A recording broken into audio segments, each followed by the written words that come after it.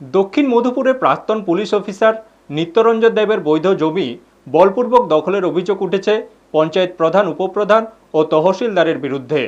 প্রাক্তন police officer থানায় অভিযোগ দায়ের করেছেন এবং অভিযুক্তদের কঠোর শাস্তি ও মুখ্যমন্ত্রীর হস্তক্ষেপ দাবি করেছেন।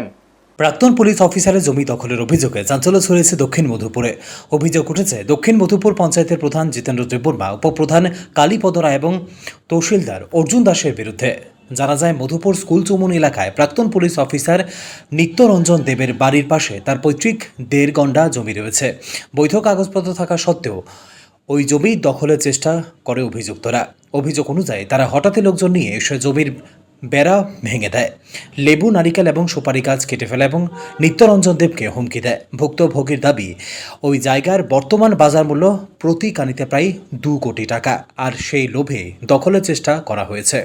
তিনি আরও জানান, বাধা দিতে গেলে অভিযুক্তরা ক্ষিপ্ত হয়ে তাকে মারধরের হুমকি দেয়, ফলে তিনি আতঙ্কে বাড়িতে ফিরে যেতে বাধ্য হন। পরবর্তীতে নিত্যরঞ্জন দেব মধুপুর থানায় লিখিত অভিযোগ দায়ের করেন এবং অভিযুক্তদের বিরুদ্ধে কঠোর শাস্তির দাবি জানান। পাশাপাশি তিনি রাজ্যের মুখ্যমন্ত্রীর হস্তক্ষেপও কামনা করেছেন। ঘটনাকে ঘিরে মধুপুর স্কুল চৌমুন এলাকায় উত্তেজনা ছড়িয়েছে। ব্যুরো রিপোর্ট, নিউজ তৎকাল 24। তহসিলদার অর্জুন দাস, প্রধান জিতেন্দ্র দেববর্মা, উপপ্রধান কালীপদ রায়, সঙ্গে 14-15 জন লোক আছে। আইসের আমার সীমানায় ভাড়া ভাঙছে, ভাঙ্গে তারা নিজের ইচ্ছা মতো সীমানায় ঘুরি তারা বয়েছে। এখানে আমি জন্মসূত্রে বাসিন্দা।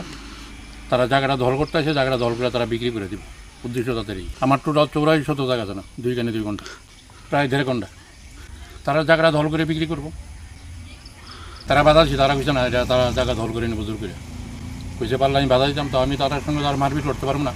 তারা 14-15 জন লোক আছিল, তহসিলদার, প্রধান, উপপ্রধান, সঙ্গে আর কি। আপনারা দেখছেন নিউজ তৎকাল 24।